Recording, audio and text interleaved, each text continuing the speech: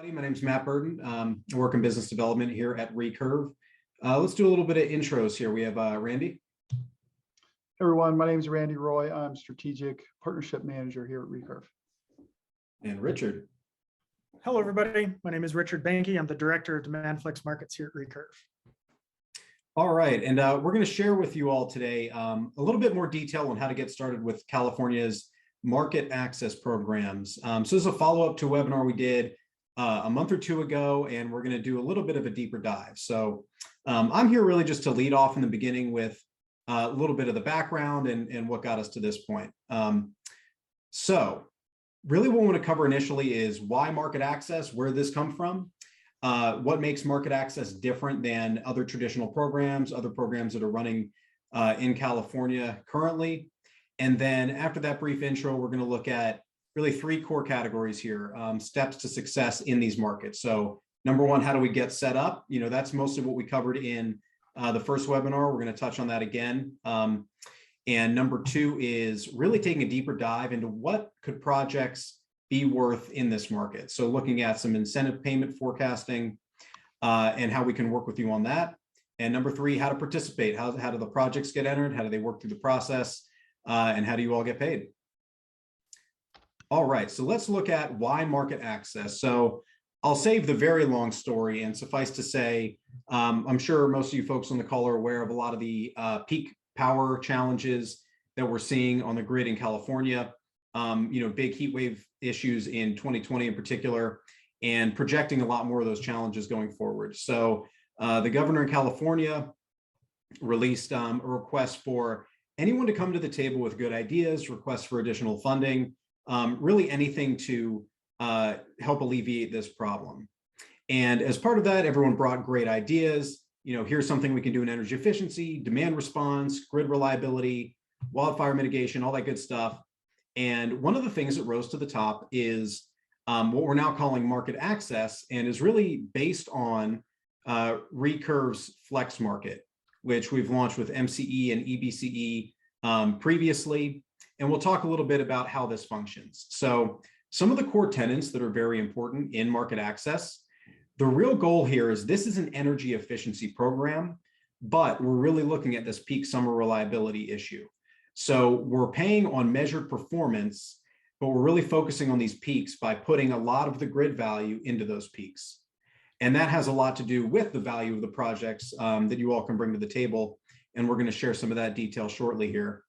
And one important point is, you know, these are one-year cash flows paid out on a quarterly basis, and you all will be paid for the lifetime value of these projects. All right, so just foundationally, to set the stage on what FLEXmarket is and how it functions, this is kind of the joint value and benefits, right? We really want to align incentives and make sure the right technologies can end up with the right customers and that everybody can benefit. So if we start kind of on the left side here, aggregators, I'm assuming that's a lot of you all on the call. We want to make sure we have an open market structure such that you can bring your projects that are going to provide value to your customers and grid customers in a way that's going to be very flexible around what those technology solutions are, how those solutions might be financed, what business models are available to you, so those customers can truly benefit in the way that works for them. And the idea is those customers are going to bring those grid benefits in terms of energy savings, peak reduction, carbon reduction. Those are going to be captured and quantified, and the utility is going to be able to benefit from those. And then the utility pays aggregators for that performance, for exactly what's brought to the table. So kind of an important alignment of incentives here that's foundational to market access. And with that, we're going to start digging into the meat of everything and how this all actually functions. So with that, I'll hand it over to Randy. Thanks for that intro, Matt. Again, my name is Randy Roy, and I want to talk about getting started, getting your company started with market access and forecasting those cash flows. So getting started is really easy, and I think if you've seen some of our prior webinars, there are really two components to getting started, both of which are on the demandflexmarket.com website. One is accepting our terms of service for our flexibility purchase agreement. It's a terms of service agreement that is really like a hunting license. doesn't cost anything to join, but it's an important thing to kick this whole thing off. Once you've signed our flexibility purchase agreement, then you want to get listed on the provider network. So we'll put your logo up on our website. There are over 40 aggregators on our website now. We anticipate quite a few more, but that gives you all exposure. It helps the entire network as more and more people become part of that network.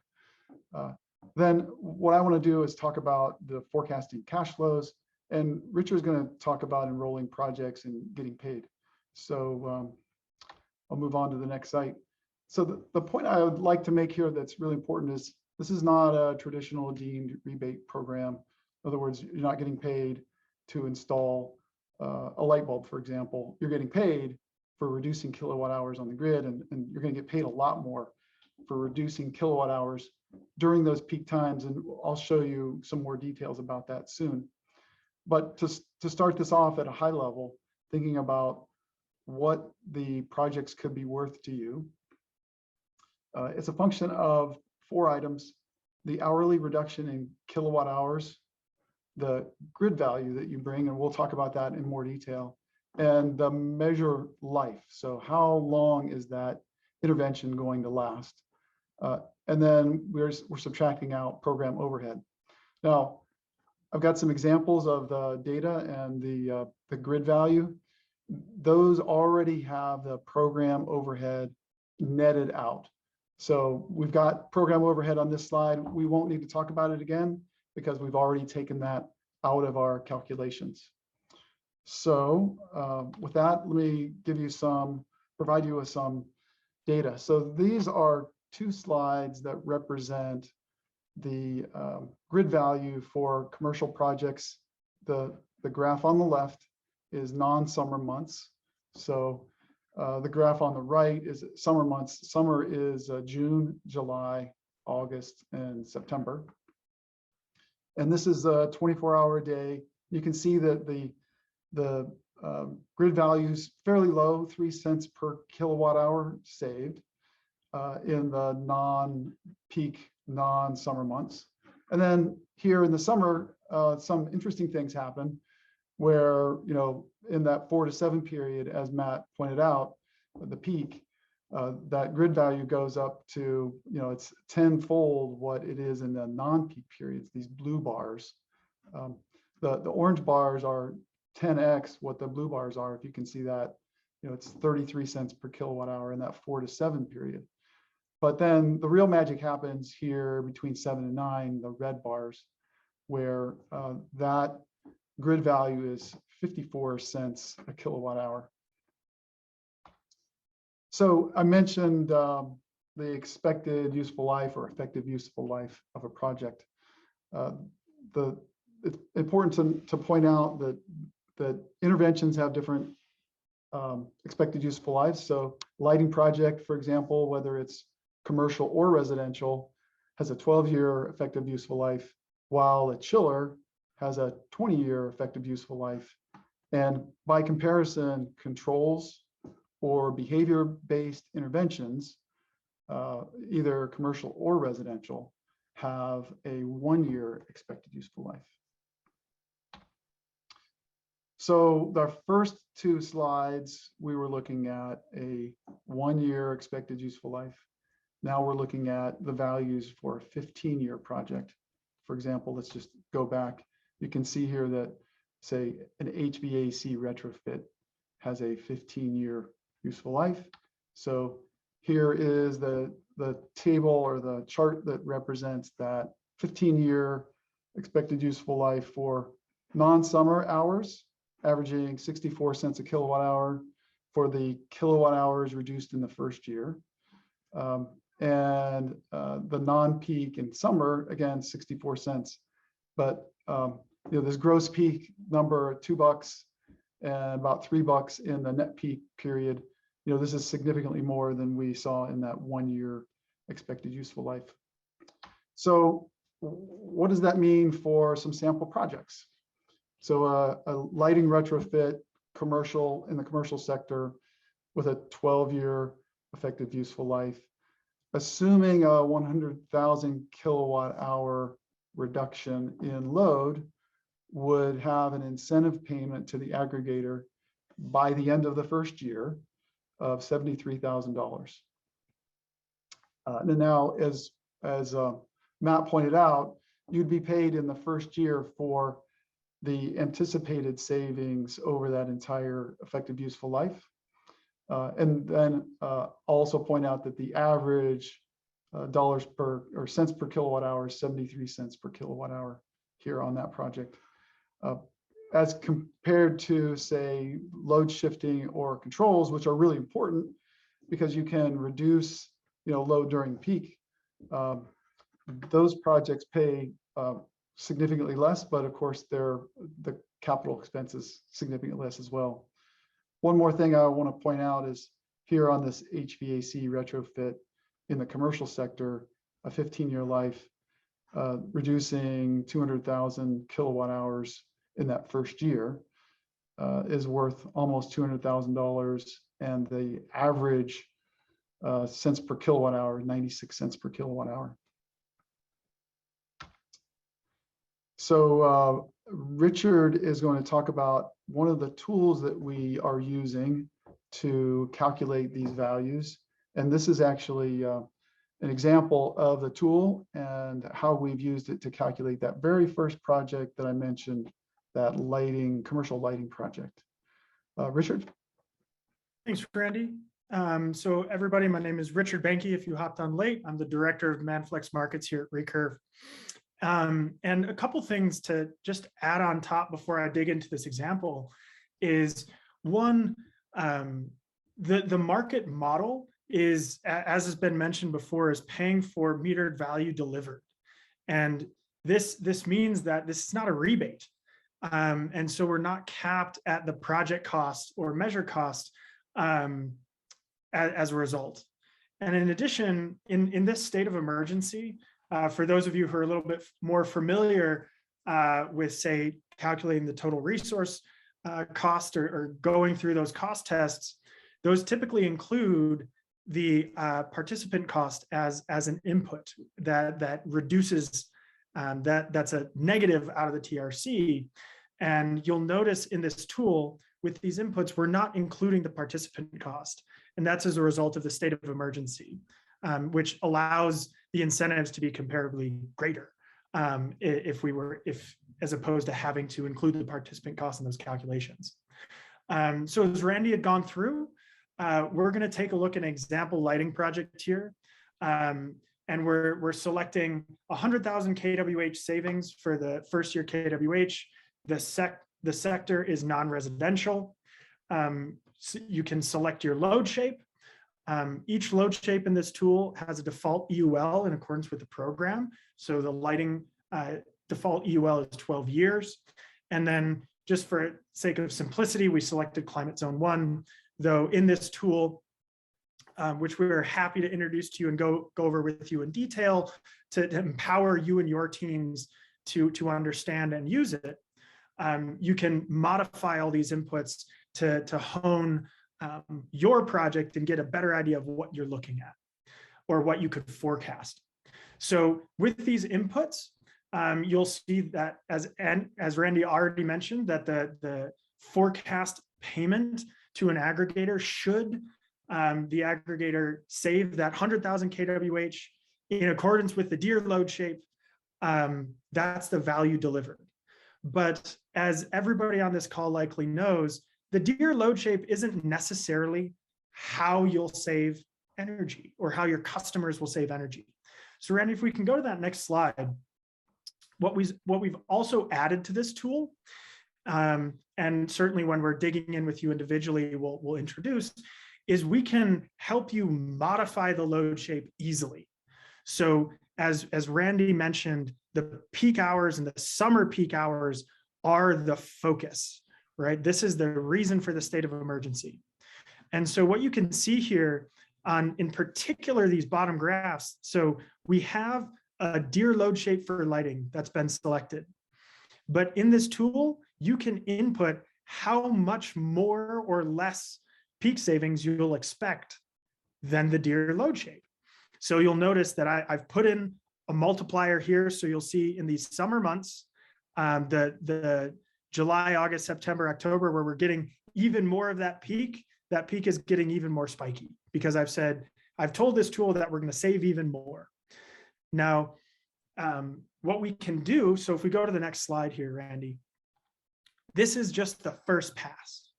This project value estimator, this is for getting you familiar with what incentives might look like and getting you to a point where you're saying, wow, there's value here. But some of you on the call may have more information about projects that you've completed in the past. You may have a resource curve, the 8760 savings of your project. And what we can also help you with is if you want to go a level deeper, we're happy to help you get set up on a more advanced tool that we call Flex Value, to where you can go that deeper level. And we'll work with you to not only help you understand the impacts of your project, but really focusing on the value. And then working with you to help understand what that good project is, in quotes, what's going to be good for the markets, what's going to make you the most successful, and help empower you and your team to do so. So I know I just covered a lot, and I'm going to go into a little bit more, and if you have questions, we'll be happy to open it up. But if we go to the next slide, Randy, I just want to walk folks through at a very high level what project submissions look like, and how we want to move this forward, or how you can move this forward with your team. So on lead generation, you do what you do best. Talk to customers, engage with them, figure out where their pain points are and what measures they're interested in installing. And to support those efforts, we have the data sufficiency tool, which allows the input of an SAID and returns if a site is eligible or not in real time. And so this is for all launch markets. Now, next, we also have the Project Value Estimator, which I just gave a very brief overview towards, and this Flex Value tool, which allows that deeper dive. If you have that 8760 resource curve, you want to say, well, if I did this again, what would I get out of it? That's really what that tool is for. So we offer you these tools. Once you're signed up, you can use them. We'll help work with you to make sure you're using them correctly. And then you can have that telemetry for your customers as you're selling projects. But where we really get started on the enrollment side is on the reservation step. And so just to be clear, this is for commercial customers, where we have this two-step process. For residential, we're working to make it much simpler and have more one-step process. But for commercial customers and the inputs, we have on the Demand Flex website, which I'm sure most of you already know about. And if not, we're happy to send you a link. You'll submit the enrollment form and a couple pieces of documentation to support the enrollment. So this will be the proposed scope of work, your savings calculations, and a customer data authorization. Because this program, as you all know, runs on customer data, and we need to make sure that we can have access to those data, and then share the impacts that we can see on site with you, so you can, on an ongoing tracking basis, understand what's going on. After this reservation step, project goes through, we send you a reservation letter giving you 90 days to install the project. And if it takes more time, all you need to do is just let us know. So you implement the project on site. And then once the project is installed and operational, there's a final submission step where you'll submit a final enrollment form with a couple pieces of documentation as well. So this includes the final scope of work, the invoice, a customer participation agreement. It's a very short form that we also have on the website available. And then finally, photo submissions. And after all of that, Recurve takes in all the information. We start tracking the impacts on site. And then the aggregator also will have access to our Fleet Manager platform, which allows, as we intake data and track the savings on site, then you, the aggregator, will be able to see the impacts on site on a going forward basis. So if things are trending in a direction you like, great. If you're seeing things that you didn't expect, you can go back and engage with the customer and say, hey, what's going on? And so really providing that telemetry and understanding of where we're going and where we're going together, and are we all seeing the impacts that we'd expect? And if not, trying to work to correct them together, and really deliver on the state of emergency. So before I sign off here, what I want to just tell everybody is where we're expecting market launch. So if we go to the next slide, we have several markets that are in process here. But first, I'd really like to call out MCE. The MCE commercial market is and has been up and running since last year. And we've done some really great work and are really excited to keep this rolling forward. So if you have customers in MCE territory that are in the commercial sector, we're ready to go. Let's, you should call us immediately, and let's get those projects enrolled. Next, MCE is launching a residential market access program. And so that we're expecting to launch that sometime in April. 3C Ren is expecting to launch their residential market in May with a hard to reach focus. Though we are trying to launch that just as soon as possible. So the sooner we get data, the sooner it'll launch, and the sooner projects will be enrolled. PG&E, likely a commercial market with full data, we're launching in June. And Bayren, hard to reach small medium business, likely also in June. Now, I do want to say and underscore this as many times as I can. If you are ready to sell projects in any of these territories, regardless of the launch date, we want to know. And we want to talk with you and see what we can do to support your efforts just as soon as we can. So with that, if you haven't gone to the Demand FLEXmarket website, if we go to the final slide there, Randy, go to the final slide, go to the website and accept the terms of service to become a provider. Next, if you're looking to value your projects and figure things out and dig deeper into what sort of dollars or cash flows you could expect based on your business model, talk to Randy, and we'll dig in with you as a team to move your understanding forward. And then finally, if you're ready to participate, MCE's launched and live, and then enroll a project. We can accept projects already. And if there are sites in these other territories, as I mentioned earlier, where you're saying, hey, I have a customer that wants to move, but you said you're not quite launched yet, what can we do? Please give us a call. And with that, I think we're done with the scheduled portion of this webinar. And I'm going to turn it back over to Matt. I believe we do have an initial question in the chat, and we'll go from there. Excellent. Thanks. Excellent, Randy and Richard. Appreciate all of that. One thing I'll say too, if you run into a very nice fellow named James Chi, he's on our product side, working very heavily on the value estimation and everything. So, Randy will bring him into conversations if you see James pop up. All right. So digging into some questions, I think kind of keeping an open forum here. Minimum number of customers to be called an aggregator. There's no strict minimum to be considered an aggregator. The goal is to have a portfolio, as this is a population-based program, but there's nothing saying that you can't bring one site to the table. But also, Richard or Randy, if you guys want to hop in or add any color to that. Yeah, I think the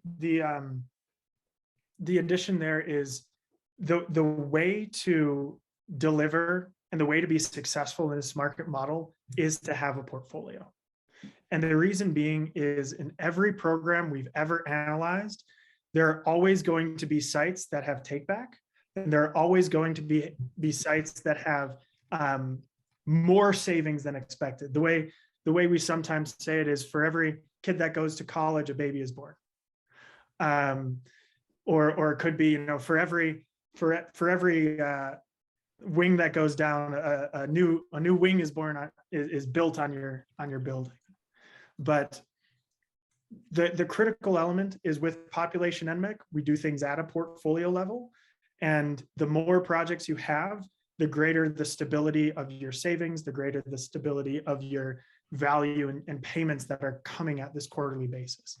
So as Matt said, there is no minimum, but we would encourage folks to have more than one project because there is significant value, and it will also help decrease your risk in aggregate as opposed to placing all your eggs in one basket. Mhm. I see the next question is, so only MCE will accept residential projects. So right now, MCE is the first. So if we go back, Randy, to slide 16, one forward. One more, there we go. So MCE and 3C REN are focused on residential that we have immediately in the pipeline for launch. Matt, I'll turn it over to you if you have any more insight on where we're going with some of these other clients. Yeah, I'll just mention really quick. Yeah, so MCE, certainly residential market, launching very soon. Same with 3C REN. So the one caveat in 3C REN, well, less of a caveat and a huge bonus here is the hard to reach focus. So there's going to be pretty significant kickers in that geographical footprint if you can get projects with residential hard to reach customers. So happy to follow up on a conversation there too, in terms of what that means on the project value. All right, and then we have some more questions. Let's go. We got the chat and then the other Q&A thing. So let's, I have a project that will start construction in a few weeks in the PG&E service territory. Can that project be enrolled prior to the launch in June? So right now we're working on a process for provisional reservation. So Richard, I'll hand it over to you to fill in a little bit of that process and how that can make it into the market potentially. Sure. And Jeff, I think I would really love to, let's get on a phone call, perhaps with you, me, and Randy, or sometime in the very near future, if this project is going to already start construction. I'd like to learn more details because, of course, as with all ratepayer funded programs, program influence is fairly important here. But as Matt did say, we're working on a process with these markets that have not yet officially launched yet to provide provisional reservations, which places the responsibility of getting data on an aggregator to get that to us so we can at least accept those data and assess the data sufficiency of the site.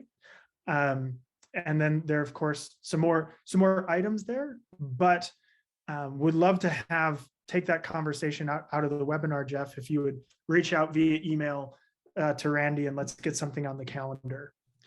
And then actually I'm looking at the Q&A. Matt, our next question is, if we are assuming controls will continue to perform over multiple years, can you assume you get to the value each year for multiple years? So I can take this. Yeah, go for it. And so the way we've set up controls is the EUL for controls is 1 year, but you can re-enroll for up to 3 years with the same work. So yes, you can, as long as you continue to deliver, you can get the value for those for up to 3 years of re-enrollment.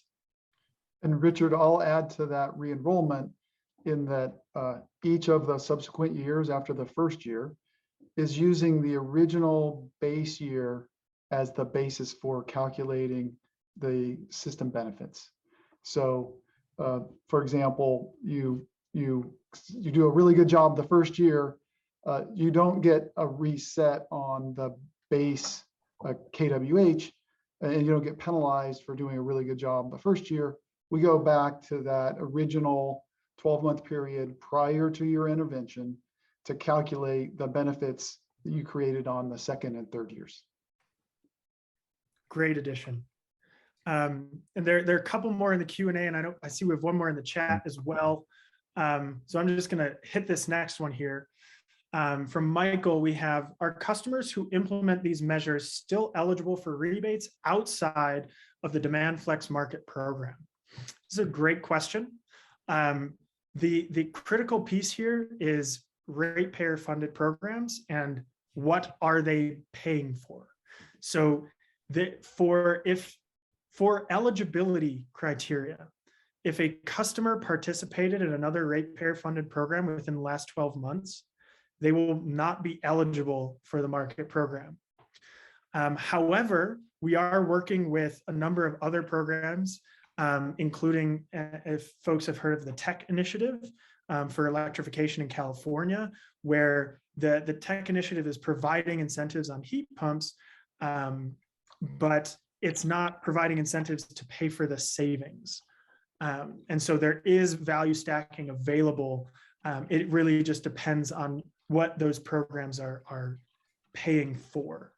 So if you have specific questions there, Michael, please reach out via email and we can ideally answer exactly what programs you're speaking about or curious about. And then, okay, since I have actually, Matt or Randy, can you hop in? I'm going to get a drink of water. Yeah. So one of the next questions is, how do we get access to the more sophisticated tools? And the answer is reach out to me via email at randy@recurve.com, and I can walk you through the process of getting access to that. Perfect. All right. And then I'll switch over to the chat so we can wrap up the chat. Let's focus on Q&A. Load flexibility software already installed in commercial buildings. Can these past projects qualify?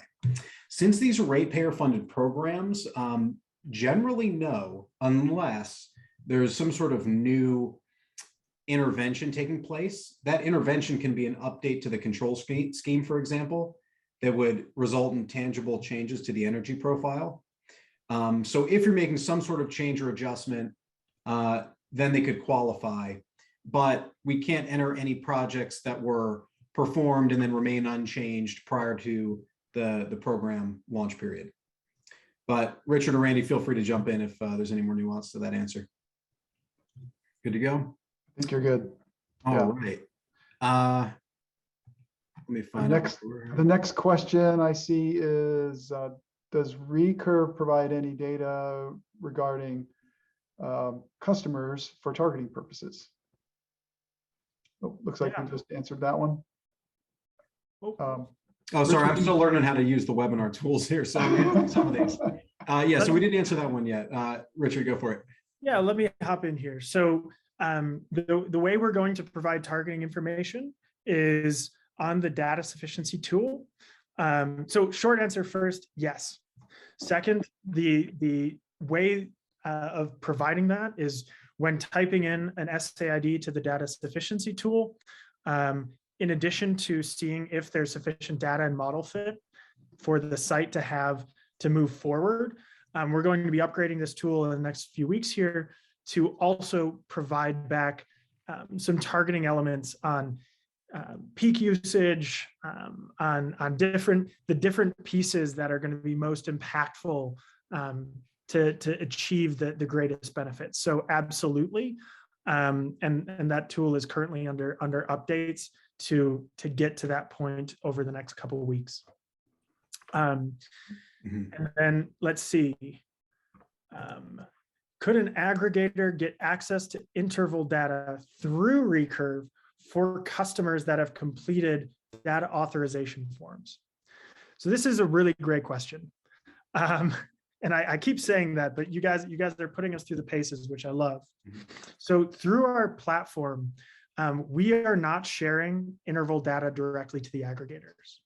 However, we're sharing the derivatives of that show the impacts of measures on site.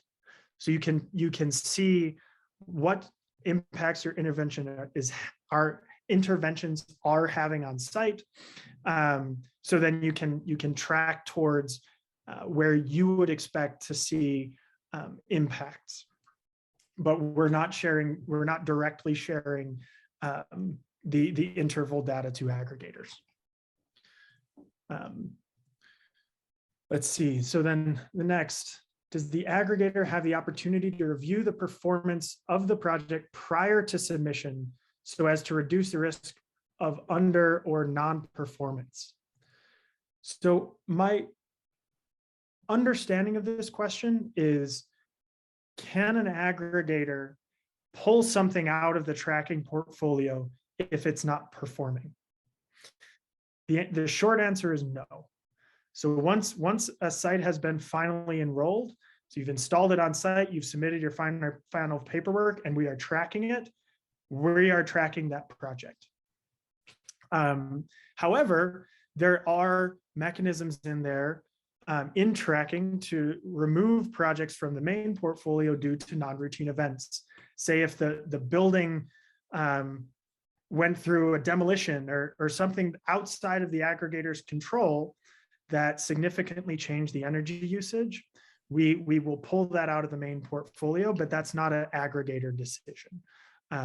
So yes, there is performance risk inherent in the program. Just wanting to be very clear on that. One thing I'll actually add in, Richard, if you don't mind. Sure. So just in case, we're reading the question a different way, the project value estimation tool is a little bit of a helper to say, hey, well, if you've done similar projects and maybe you have an average KWH you see over the year, we compare that up against a deemed load shape, not perfect, but a decent start against the avoided cost curve to figure out what the performance could look like for a project that is yet to be installed. And one other thing that we'd love to talk about as well is what we call backcasting, to understand the performance of other similar projects you've already installed and completed, where we can gather that meter data, project information, figure out, okay, on average, a project like this performs in this way and would have potentially this kind of value in the market. So those are some different ways we work to de-risk some of the project submissions. Absolutely, and that I'll hit a quick one here. We're getting so many great questions.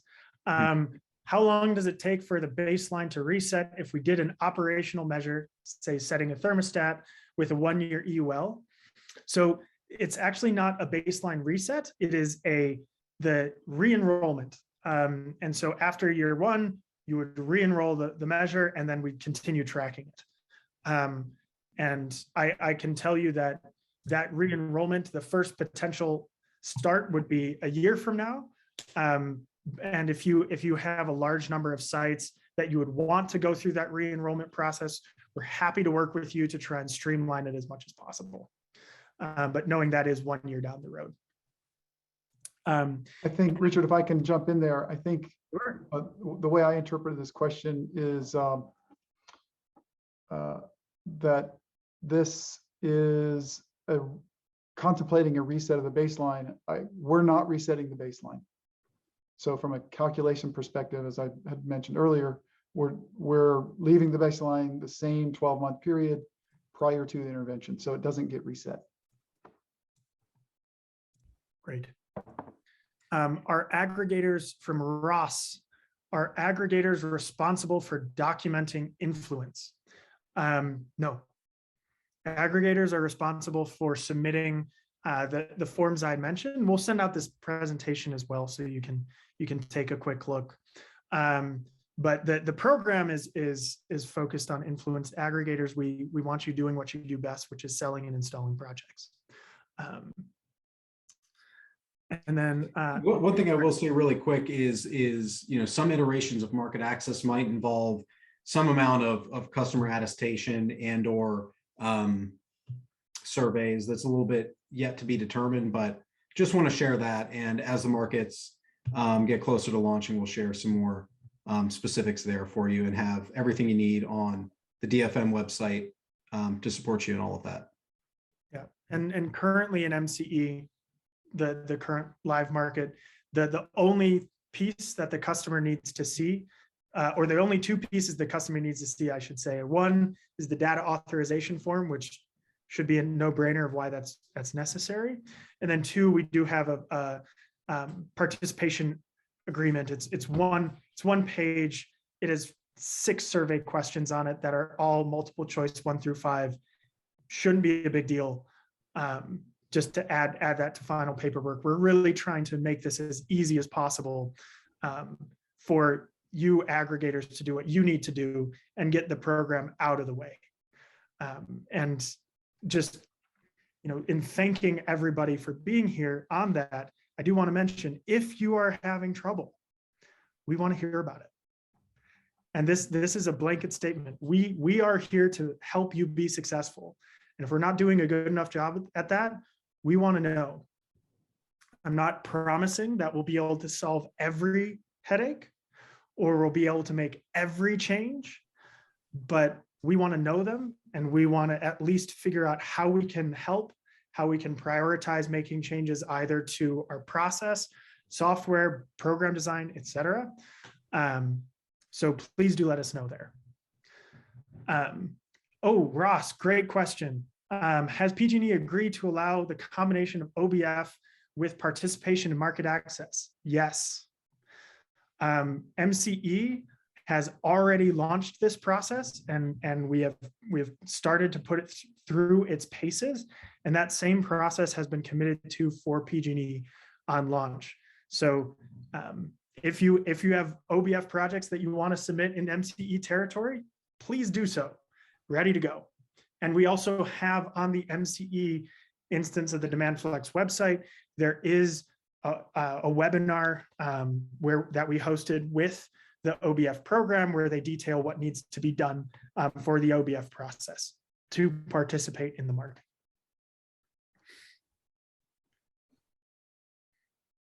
Burton, I'll toss it back to you. All right. Any specific information or insights for commercial EV fleet projects? So right now, everything we do, well, I don't want to get into the weeds here, but, population net metered energy consumption. In that context, there's some methodological challenges we're working to solve for electric vehicles specifically in the context of managed charging. So while it is possible and we'd like to accept those projects, my answer right now would be reach out to us. Let's talk about it. Let's figure out the details of that, where we might pull the meter data from, for example, all that good stuff. But happy to follow up there. And I think we have a couple other in the chat. Let me just double check. What rate is provided for measures that also produce gas savings? I think, Richard, we're hard at work on some of the updates there in the tooling right now for that. Yes. So in the tooling, if you put in gas savings, it is included.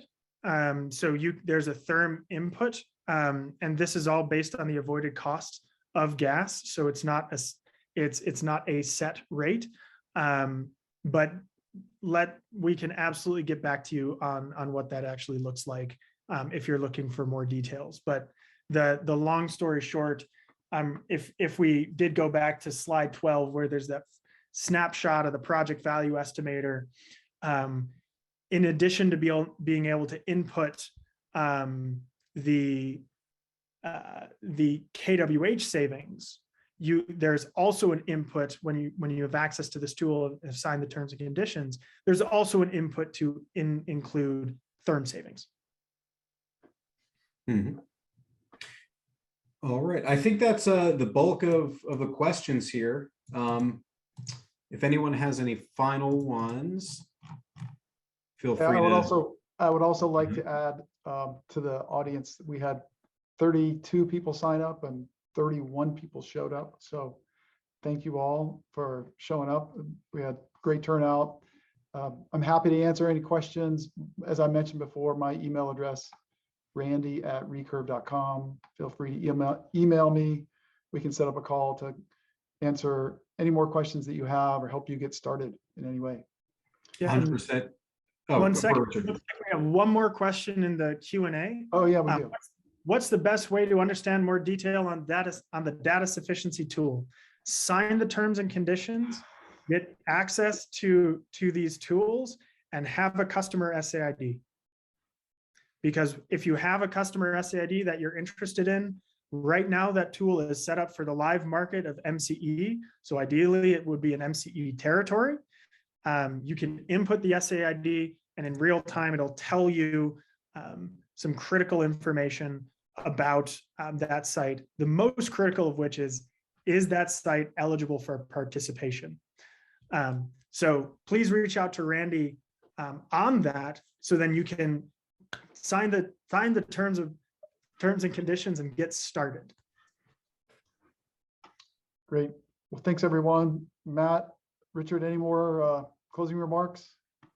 No, just other than thanks. Appreciate everyone's time here today. And looking forward to hearing from you. Absolutely. Take care, everybody. Take care. Thanks, everyone.